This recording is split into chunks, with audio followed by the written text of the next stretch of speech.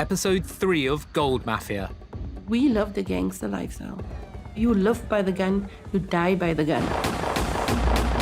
The biggest challenge Zimbabwe now faces is the Gold Mafia. Al Jazeera's investigative unit infiltrates the rival gangs that control Africa's gold. As long as you grease the wheels in Africa, there's no issue. Smuggling. That's what it is, smuggling. All the paper trail is legitimate. It's not like somebody can question or Former members of the Gold Mafia speak exclusively to the I Unit. The Gold Mafia is bigger than the government, bigger than any of the authorities. What do you think is going to happen? They kill you, don't they? Exactly. Undercover journalists pose as gangsters who want to launder more than $100 million. It is black money. These funds are substantial. The I Unit obtains thousands of confidential documents that expose how organized crime groups use gold to launder money. You sold it to a refinery and the money got paid in the bank account. So it's very clean that way. Once it's refined, it's practically brand new gold. A good washing machine, right? In this episode, a gold mafia in Dubai helps the team launder money. we make through a company in Gold Tower. Then we open you an account here. You know, we have influence with the funds. Dubai is the most common denominator across the board where everybody wants funds. They've set themselves up for being the middle of the gold trade, lax laws, and no enforcement. It all comes out of Dubai. All Dubai, Dubai, Dubai, Dubai.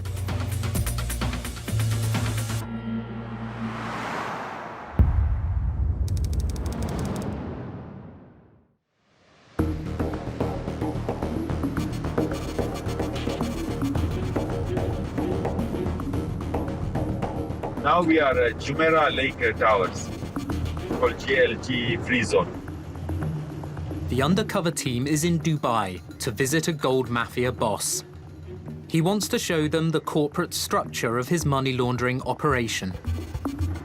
This is gold silver product house. So now we are going to gold. You need a representative office in the gold tower. The towers are for companies that trade in precious metals. Everything to do with silver is this. Platinum is this.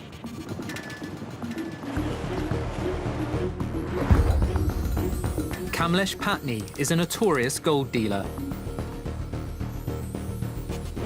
He goes by the alias Brother Paul. He says there are benefits to operating out of Gold Tower. Oh, the security is higher. There's a lot of gold in this building. Maybe 3 tons, 4 tons. This is precious bullion. This is yours? Yes. Yeah. Precious. Patni offers to store gold bought using dirty money at one of his trading companies. So this is where our stuff will be? Yes. Your storage can be here. You can keep the... Yeah. This is all the gold. Johnny is an undercover reporter posing as a black market money trader. The Hawala man, who sends money around the world without legal checks. You can keep a lot of gold in it. So you can put like I think 400 kilos on the door on it. We can have somebody employed and to be working here. Mr. Stanley leads the I Unit's undercover team. He plays a gangster who needs to wash over $100 million in dirty cash from Hong Kong. The keys are with you. Yeah. Mr. Stanley's money will be safe in Dubai. More than insurance is the police security. Yeah. Each and every office, each and every corridor, each and every room, each and every street is fully equipped with the cameras. Patni takes Mr. Stanley to another of his companies at the Gold Souk in Old Dubai. Fiza Gold and Bullion. Patni shows us the day's earnings. every day 10 million, 5 million. So this is a local dirham.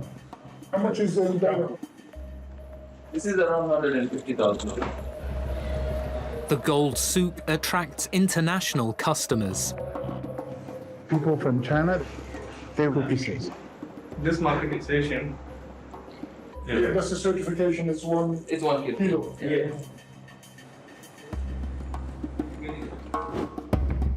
Patney exports gold from Zimbabwe through his company Susan General Trading.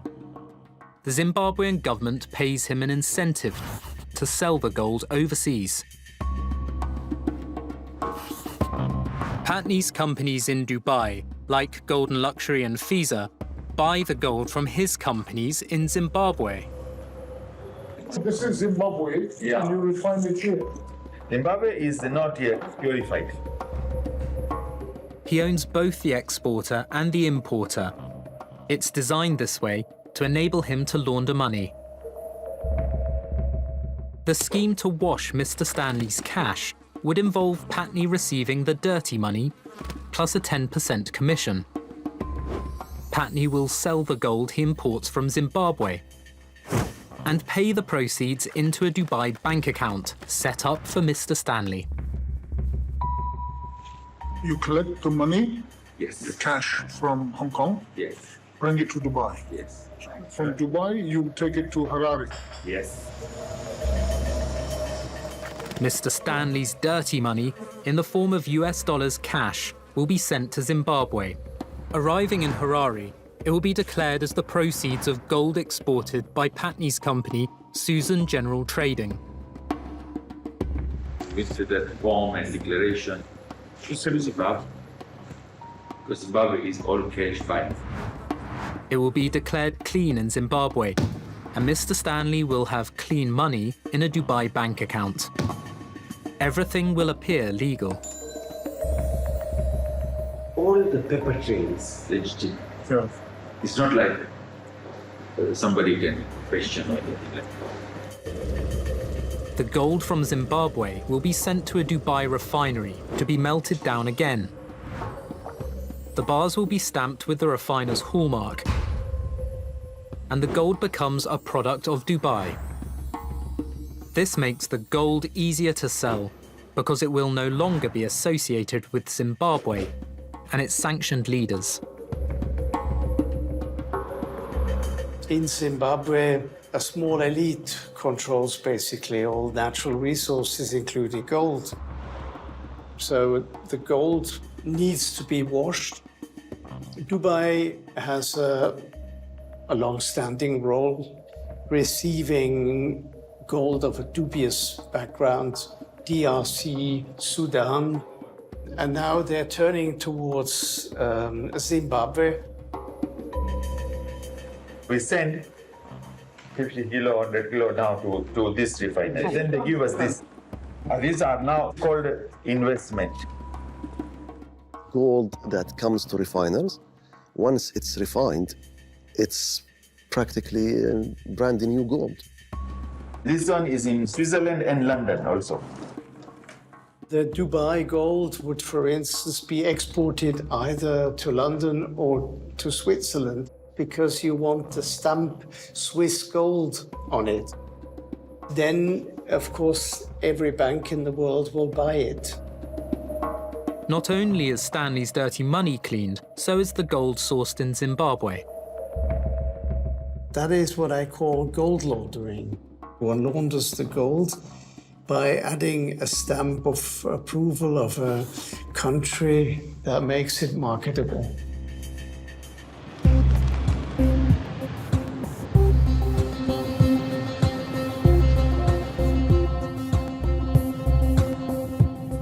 The undercover team also deals with representatives of the Zimbabwean government.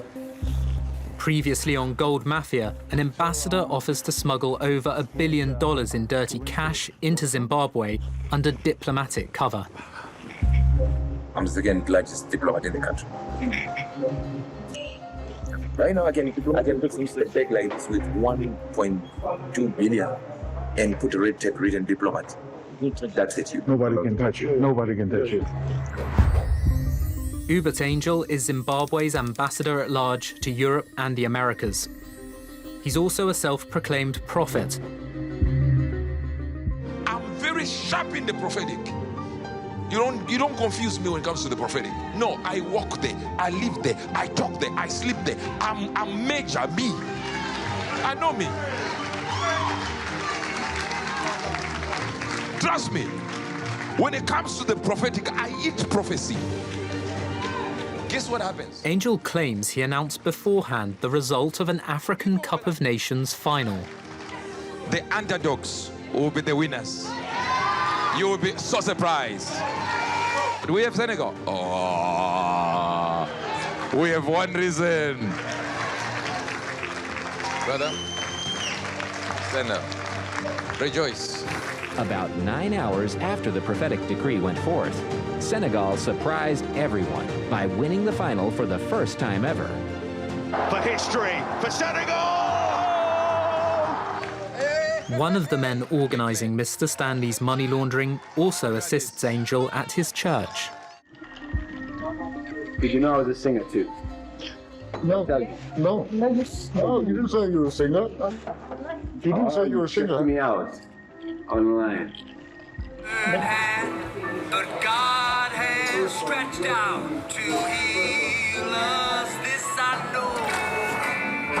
This I know. Wow. This I know. This I know. Just one touch from the King changes it. Ricky Doolan is from the northeast of England. He's related to Ambassador Angel through marriage. He's known as Pastor Ricky. Rock this place. Jesus gonna rock this place. I gotta hear the left side rock this place. I love to minister. I love to minister. It's nice. Better than singing in a club or a nightclub or entertainment. It's different. I really can't hear you. Jesus gonna, my Jesus gonna. To do that a lot. Everything perfect. Perfect.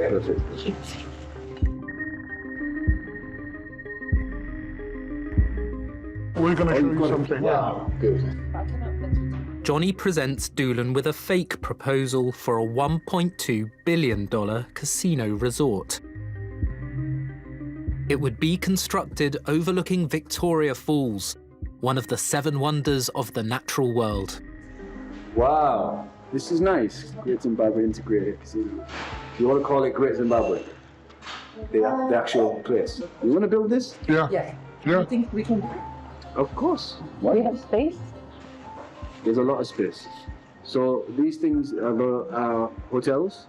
This is the casino. Doolan believes the casino would please Zimbabwe's president, Emmerson Mnangagwa. A meeting with the president is being arranged for the undercover team. This goes perfectly in line with the vision of the number one. We want it to be a tourist destination. Yeah. It's a tourist attraction. Big one. This one you are engaging with high-end people. Doolan has a vision for the future guests of this fictitious casino. Go on the safari, enjoy the wildlife. We've also got land for hunting. A lot of high-end people like hunting. He thinks he could sell them gold as well. We'll facilitate the person investing in gold while they're there. So it's a leisure trip, it's a business trip, it's everything they want. Dubai started exactly like this. Somebody with money saying, there's an opportunity here. Let's build a few buildings and look at Dubai now. I honestly believe in my heart of hearts, Zimbabwe can become like Dubai.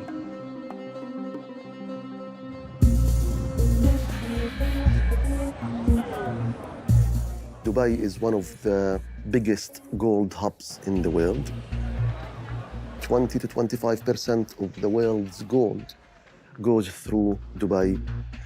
It's over a $70 billion industry. Amjad Rihan worked in Dubai for the global accounting firm Ernst & Young. In 2013, he audited the UAE's largest gold refineries. Rihan's audit of Kaluti and another large Dubai refinery, Al-Etihad Gold, is scathing. It's the biggest two refiners who handle about 80% of the refining market share.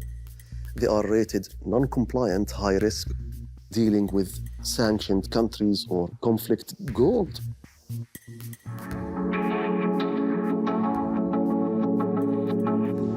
The refinery can produce 1,000 kilograms of 999.9% gold per day.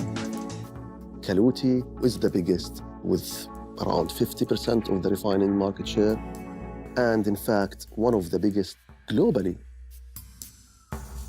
So the team started doing their audit, interviewing people, and doing site visits, and they started discovering some shocking, disturbing violations. We found that Kaluti was doing over 5.2 billion US dollars in cash in 1 year. That represents about 40% of Kaluti's business done in cash. When you think about 5.2 billion, you're talking about 100 million a week. That's a huge number. And to be done in cash, that raises a lot of suspicions. We concluded that Kaluti's due diligence management system is a huge failure. I mean, it's not functioning effectively. Ernst & Young accepted Rihan's findings, but ordered him to work with the Dubai authorities. To my shock, instead of supporting me and backing me up, they instructed me to help the Dubai regulator and the Dubai refiners. Rihan refused to go along with the plan and resigned. I felt it's unsafe for me to challenge the decisions made and to actually do my job properly, whilst the regulator, the refiner, and EY, all of them are not supportive of what I say. I would be at odds with very powerful people and entities in Dubai, and I would have been at a great risk. Rihan brought a claim in a London court against EY, which is headquartered in Britain. The judge ruled the auditors had tried to sweep under the rug the findings of Kaluti's money laundering. EY also bowed to pressure from the Dubai authorities. Ernst & Young did not debate our findings. They couldn't. We had objective evidence. We had strong documentary evidence, and they couldn't, argue with us about our findings. EY paid Rihan $11 million in damages. Dubai authorities removed Kaluti from their list of approved refineries. The company rebranded and is now named MTM&O. Having access to refineries is central to the mafia's ability to launder money through gold. Then it has a certificate, and then the money is washed and cleaned and is turned into a legitimate asset. Patney uses 4 refineries in Dubai. I'll give you the list. The list includes 2 that failed Rihan's audit: MTM&O, formerly Kaluti, and Al-Etihad. The gold refiners are the most important point in the gold supply chain. Without the refiner doing a good job ensuring that they scrutinized the supply chain and they covered the risks in the supply chain, it's so difficult for those after the refiner to do that job. The refiner's job is critical in ensuring that the gold before refining is clean. decade after Rehan's audit, the I unit discovers a continued lack of concern in Dubai about the origin of gold. I just fly there and return next morning because I just drop it and then there's no problem. Custom is waiting for me. Alec Yassini is part of a network of private couriers who smuggle cash and gold in and out of Dubai. He thinks he's being interviewed for a job working for Mr. Stanley. Dubai. He describes his skills. What do you mean? So you bring Moving things in and out from Dubai, metal, gold, diamonds, and stuff like that. You pay a certain amount of $120 for whatever package you have, even if any amount, or even 10 kg, 2 kg, whatever, just pay 120 custom and you're in. He also moves large amounts of cash. $1 million is no problem. But if it's more than 2, 3, then I have to make a letter from that side. So they don't give me a hassle. I know how to deal with that. That's not a big issue. Yassini forges paperwork himself. I do the papers. If you don't have the license, I know how to do it.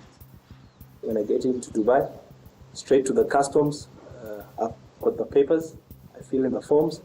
There's no risk at all. No, I'm not surprised to hear that. There's very little scrutiny in Dubai. The rules are very relaxed. There aren't many checks done to verify the origin of gold. That's not a big issue. There's no risk at all. The audits we completed confirm what this man you interviewed has said, that Dubai is a hub for dirty gold, gold used in money laundering or gold fueling conflict. Dirty gold, in my opinion, has very easy access to Dubai. Rehan still has the data provided by Kaluti as part of its audit. We asked him to search Kaluti's list of suppliers for companies linked to the Gold Mafia. I'm just looking at those who did humongous amounts of cash with Kaluti, and I see Goldrest is here. Goldrest Resources had a subsidiary in the UAE. Its director was Alistair Matthias. He's designing a laundromat for Mr. Stanley's dirty cash. He's a financial architect for corrupt politicians. They've done over 16 million US dollars in cash with Kaluti. So he's a relatively substantial supplier of Kaluti. Matthias works with another Gold Mafia boss, Ewan McMillan. Thank you for coming. McMillan regularly moves gold in and out of Dubai. You just send the guy first class, and he gets 50 kgs luggage. It all comes out of Dubai. It's all Dubai. McMillan is bidding to launder Mr. Stanley's $100 million. He's a Zimbabwean smuggler, known as Mr. Gold. So you'll have to set up a company in Dubai. You're going to help him? That's going to be the finance or trading company. So you're going to tell the bank that we're going to be trading in commodities or gold. So that's where the money will come to that account all the time. Use one of the local banks. The United Arab Emirates has free zones to encourage international trade. Just set up a company in one of the free zones. I'll tell you which ones also. The one I use, I pay about $10,000 every year.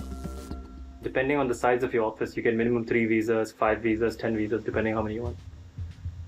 That's the easiest. I used to fly with $2 million US in a suitcase, land in Dubai, walk in there and say I want to declare it, and say right, they just charge me $20 US equivalent. And they won't check, right? They won't check company name. Hear about it. Miss Sin is another undercover reporter. She's posing as Mr. Stanley's financial advisor.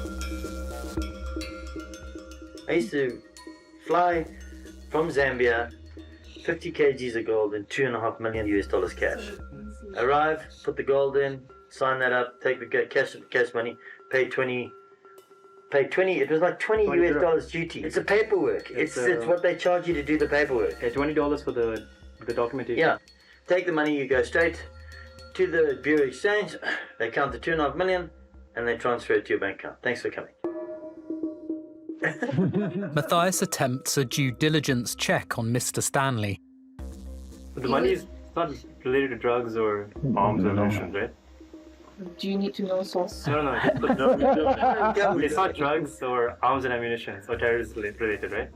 Not necessarily, no. Then, okay. Probably commissions, I'm guessing. In the language of money laundering, commissions means bribes. No, we don't want to know source of funds. We just want to make sure he's not Pablo Escobar from Hong Kong.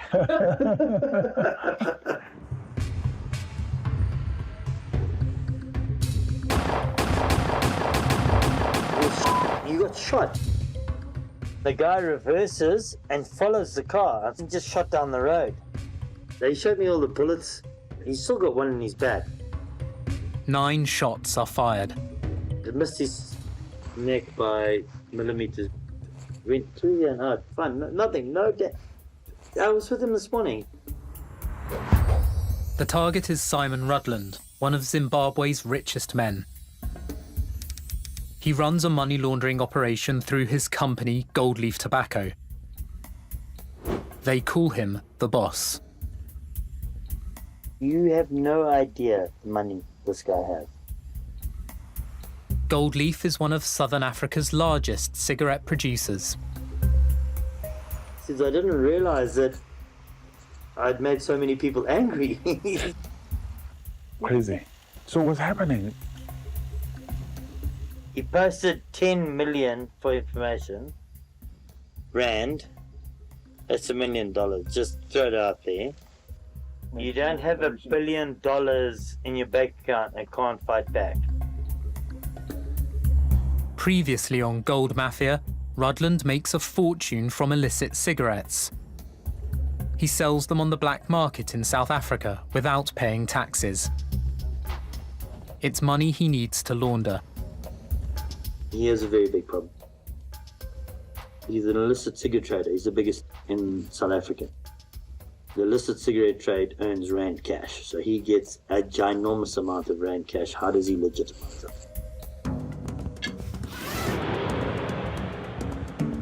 An I-Unit surveillance operation follows couriers working for Rutland.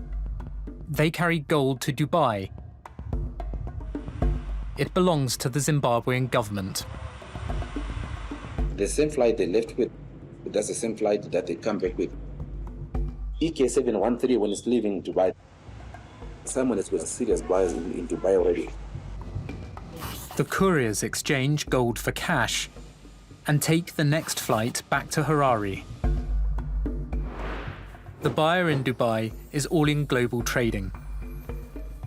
Documents obtained by the I-Unit reveal All-in receives the profits of illegal cigarette sales, worth millions of dollars. All-in uses this money to buy gold from Zimbabwe's central bank. All-in is the Gold Leaf Mafia's hub in Dubai.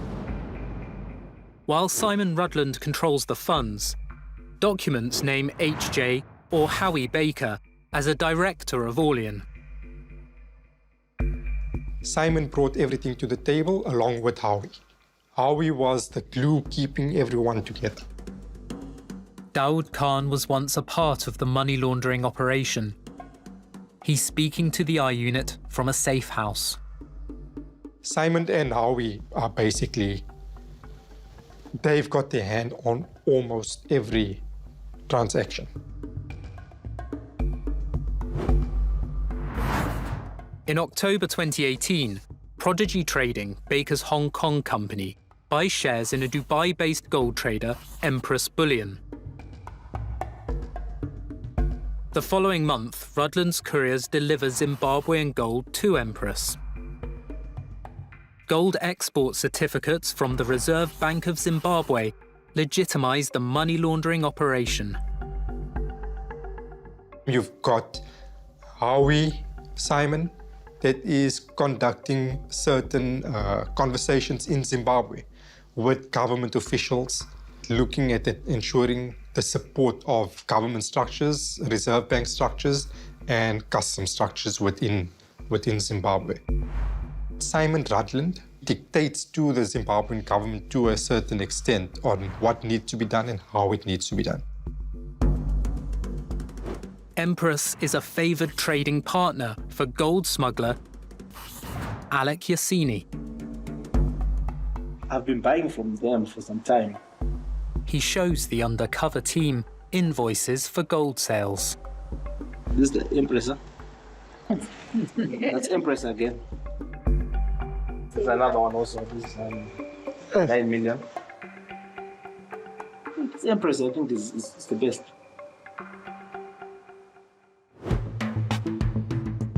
Howie Baker is a director of both Empress and Orlean. His partner at Orlean is Andres Gravenstein, who's been convicted for illegal gold dealing. Gravenstein and Baker were also partners in a South African precious metals company, the Gold Kid Trading. Gold Kid operated from offices in a residential suburb of Johannesburg. You've got a very casual or tranquil working space. Andres, Howie, and on few occasions Simon was there. In these discussions, it was basically now how to move funds out utilizing gold. You've got Simon on the top. You've got Howie as the middleman between everyone, almost as the COO of the mafia. And you've got then Andres, who's maybe chief sales officer. Daoud Khan's brother, Mohammed, then joins the operation. You've got Mohammed, who's the chief financial officer for this mafia. That's how, when they are all sitting around the table, they believe themselves to be in that hierarchy. However, outside that room, you've got a Simon that still believes he's top dog. You've got Howie that believes, I'm top dog. And you've got Mohammed, who believes without him, no one could be who they are. He is the master. Mohammed believes he's the God amongst them. There is no other way to put it, and I'm saying God because he believes he can create or break these individuals. He controlled their finances. So he believed he was key in every aspect. Mohammed Khan is one of South Africa's most prolific money launderers. He has a street name. Of course I know Mo Dollars. I was married to him. Wada Latif enjoyed an opulent lifestyle. He used to give me diamonds in front of people. I get black diamonds. I just get whatever I want. That was my power. Latif travelled with her husband on regular trips to Dubai. I used to stay at the Burj Al Arab. I used to stay at Jumeirah Madinat. So I had personal chefs running around me the whole day, every day. Mo Dollars launders money here. Money gets dropped off, and then he requests the new dollars. Brand new crispy dollars. I only use new dollars. Cash. So gold we buy cash, bags, everything, shoes, we buy cash. So there's no trail. When I go to Dubai Mall, I have gold trolleys behind me. The people in Louis Vuitton in Dubai, they know me by name. Whatever I see, whatever I like, I buy. Only bags and shoes and gold and... I just buy and buy and buy. It was just mad. Mad. A short drive from the mall where Latif shops is Jumeirah Lake Towers, Dubai's commodities trading hub. Gold Tower is the address for Orlean Global Trading, the company at the centre of Rudland's money laundering scheme. It's in the same tower as Precious Bullion, where Mr. Stanley visited Kamlesh Patni and was told to set up a company to launder money. The I-Unit obtains documents that show the Gold Leaf Mafia uses Orlean in another money laundering scheme. The Gold Kid Trading enters an agreement to buy gold from Orlean. It's an order from a client from outside South Africa. Gold Kid employs Mo Dollar's asset management company, PKSA, to loan it money to finance the gold buying. This allows PKSA to send payments abroad. It appears to be a normal business relationship between two gold trading companies. That looks like a legitimate contract and a process, banking transactions, but ultimately they're washing the money. Through a legally binding contract that's put on a piece of paper, they're legitimizing the money on paper. They're moving the money amongst themselves. You've got Gold Kids, who's Mohammed, Howie, Simon, Andres, creating a paper trail through a contract with a company in Dubai, which is Orlean. Orlean is Howie, Mohammed, Simon, and even Andres, all benefiting from the incomes generated. Well, that's very suspicious. If you have the same person on both sides of a transaction, it is highly likely that it is a fake transaction, that it doesn't make economic sense. What you're talking about is trade-based money laundering, and that is the hot topic of today. Trade-based money laundering costs countries millions of dollars every year in tax revenues, but the most concerning part of it is, of course, the fact that it's used to move dirty money and to legitimize illegal proceeds from criminal activity. Spirit Embassy, attention! We shall win souls everywhere!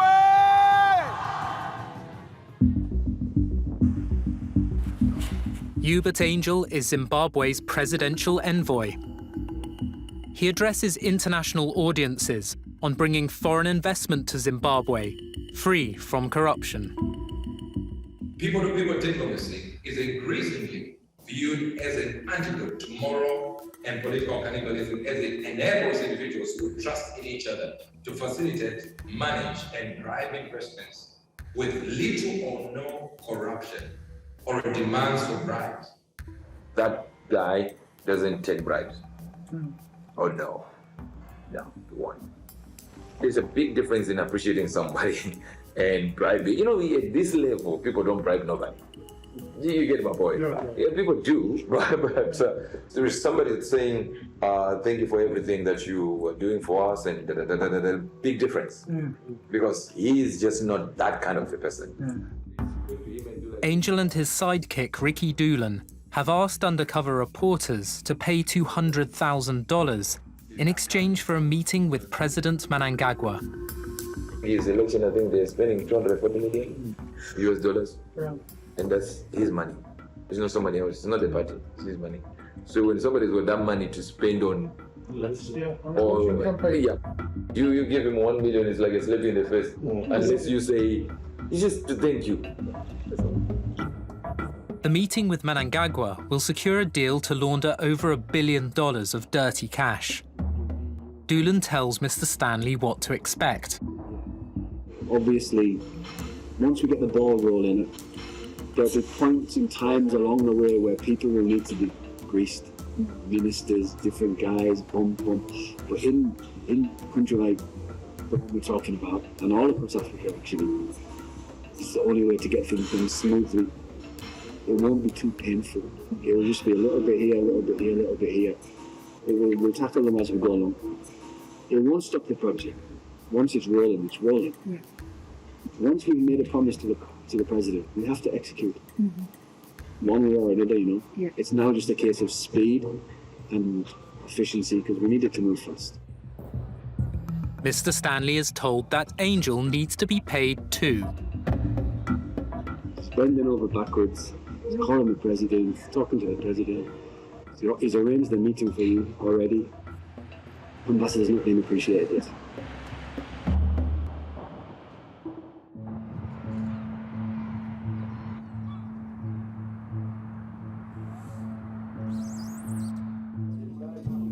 Alistair Matthias controls companies in Switzerland, as well as Dubai and across Africa. They provide cover for money laundering. I do it here more for track record, because Yes. I have an existing business here, then source of funds is not a problem. So that's why I have setups everywhere. Whatever is like gray area, I take it to Dubai. Now the Ghana, I was the biggest at one point. I was doing 1 ton, 1.5 ton every month, so about $40 to $60 million every month. Wow. I was exporting out of Ghana. Matthias is preparing a financial structure to launder Mr. Stanley's money. He tells undercover reporter Miss Sin to be careful with her language. We have all the money that we need to clean and You shouldn't say that word. You should just say it's money you need to move. sorry, You should never say I need to clean all the time. you don't say this here, no. Say you need to move it from here to there. It's better that way. To avoid detection, Matthias controls gold supply chains by owning companies that he places in other people's names. If I have a chain, mine, refinery, this, and I own everything start to finish, it doesn't look good. I'm selling to myself, then selling to myself, and selling to myself. You follow? It causes issues with tax authorities sometimes. They'll say, oh, you're just transferring profits to one country. So I have to keep different entities. I own all the companies in different entities. These include several gold refineries. The refinery in Dubai is held by a friend of mine in trust for me. But all my refineries are private. I don't open it to the public. I just do my own refining, my own production, my own this thing and stuff like that. I can do about 150 kilos a day. He suggests using his refineries to launder Mr. Stanley's money directly. You can pay through the refinery, you know. Can we bring cash to your refinery? Yeah. But I'll play with the paperwork. I'll make it look like you gave me gold or something like that. Keeping it on deposit. Then you tell me, sell the gold. And I sell the gold, so you have cash in your account. You do everything on the computer. Owning a refinery makes the money laundering process less detectable. Yeah, we can move as much as I want wherever I want. For the most part. See, the best thing with gold is cash. Gold is cash. It's better than any currency. As long as you're in gold trading, you can move money anyway.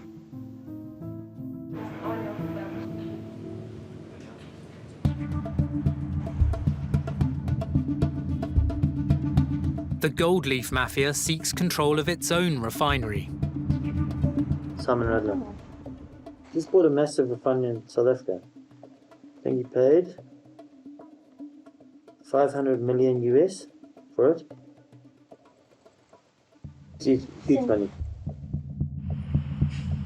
Rapper Refinery is purchased by a newly formed company, Rapper Management. The sole director of Rapper Management is Rees Ababaker Saint. He's also Gold Leaf Tobacco's lawyer, but he's not the real owner. Confidential documents seen by the I-Unit reveal Rapper's owner to be Howie Baker, a director of Orlean in Dubai. The fact that they were able to buy Rapper is problematic. It's a well-known refiner. Why wasn't there more scrutiny over who buys it? the gold leaf mafia now has full control of its supply chain. Nothing is left to chance. The control of the refiners, the companies that buy the gold, the companies that sell the gold. There is complete control of all aspects of the money laundering scheme. And dirty money from South Africa is clean in Dubai. Dubai has set themselves up for being the middle of the gold trade. The key to being a money laundering haven is two things. Number one is you have to have the financial infrastructure, and they had lax laws and no enforcement. And number two is you have to have the ability to create shell or shelf companies to do business in your country. We have a few companies which are shells. When we open you an account here, we have influence with the banks to open an account in shell companies. He says his businesses control the supply chain for bringing gold into Dubai, and it all appears legal. It's got buying source, it has got the import, it has got Dubai document, it has custom document, it has got the exchange, receipts of the money. That and it has got a source here, Visa Bullion, Golden Luxury. Patney wants Stanley's money laundering operation to become integrated with his network of companies. It's ongoing, it's like thousands of cars are there. We put your cars inside, traveling. Many of Patney's enterprises are managed by his holding company, Sun Multinational. This is multinational. We run retail in 7 countries. What? All countries. Yeah, he controls all the countries. Even Kenya? Zimbabwe, everything. Kyrgyzstan, everything. Thank you. After you. We have 5,380 employees in 12 countries and 35 offices all over. The briefing tour, we run about 8 hotels in Kenya and South Africa. Patney takes the undercover team to another tower named after a precious commodity. On the 7th floor, Rumir Diamonds. Rumir. So here are the diamonds there. These are rough now. These from the ground. Rough diamond mine. Rough. Then they cut and polish.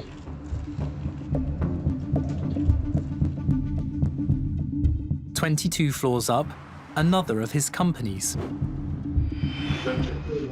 It's called Brilliant. So these are the cut and polish. So look, these are the best with certificate. Undercover reporters are taken downtown to Sunstar Travel. The laundered money can make good returns from tourism in Dubai. We visa for Dubai for some star. You have a credit line, everything here. They have the list of all the activities in Dubai and the UAE. Zip lining, desert safari, this. Patney has many ways to invest Mr. Stanley's money. We have so many proposal options. Even a bank is our investment portfolios. Next, on the 15th floor, another Patney company. The securities trading firm is registered in a Caribbean tax haven. Here we have an online trading platform. We will onboard clients who want to trade using our platform technology. We also advise clients on investments and we handle the funds. Samir Jazini is a securities trader. He advises Africa's super rich on how to manage their wealth. His nickname, Africa's Man of Steel. So I decided to stay in Africa, and where there's blood, there's potential. We build trusts, we build offshore accounts. We have an in-house research team of 5 who work internationally, work globally. We onboard our clients also to international banks. We do finance with individuals. ultra high net worth individual. Yeah. So this is where we execute the trades. As you can see also, I always have my mobile,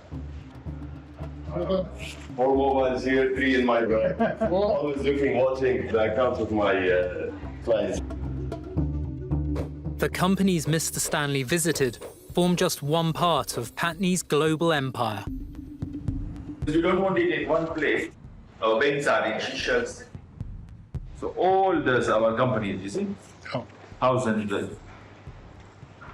Now you see, it's easy to run all of them. You can't go wrong with the systems in place. What really sets this apart is the level of control that's been exercised to hedge risks. The best way to hedge risks is you control everything, but you also spread your risk out in multiple locations so that it becomes harder to track your assets, harder to track your ownership. And they've really developed a sophisticated scheme. I've given you a very broad picture. You are not stuck in one place. You can make your structure like a precious bullion.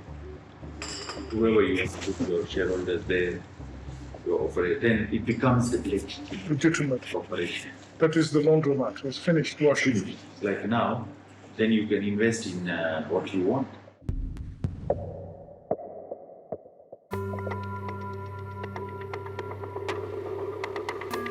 The undercover team receives bad news. There's no investors going to number one as we speak right now. Oh, that changed yesterday?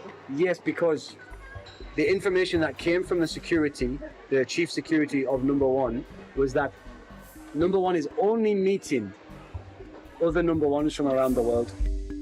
The proposed meeting with Zimbabwe's president is not happening. The schedule is not open for investors. Okay. That was the information that came through the line before I called you. Okay.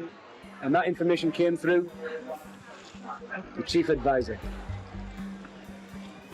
I see. So basically, number one is coming in on 1st of November. He's doing all of this climate what, and he's out on the 3rd. Right. Bum, bum, bum, gone.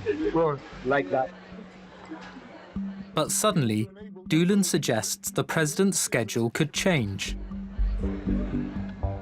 This, what we're talking about right now, is a facilitation to open up that meeting. We're going to execute, we're going to facilitate all of these things taking place. We're going to do that because he shouldn't be getting his hands dirty in executing things, but presenting these ideas to him is still a good thing. He'll say, oh, that's a good idea. Yes, this. Now, back to the main thing that we've not yet addressed. Yes. This thing of appreciation, this thing of facilitation, whatever you want to call it. What are we doing? Yeah.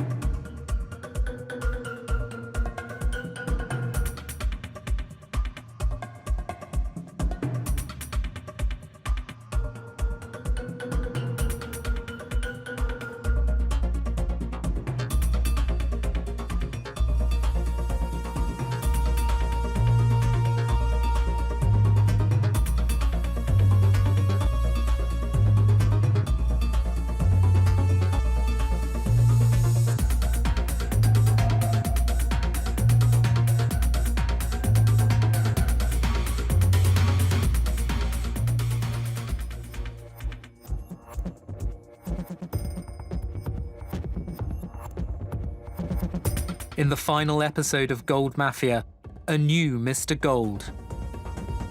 Because Macmillan doesn't control nothing. Okay. Yeah. This was his worker cleaning his car. Yeah.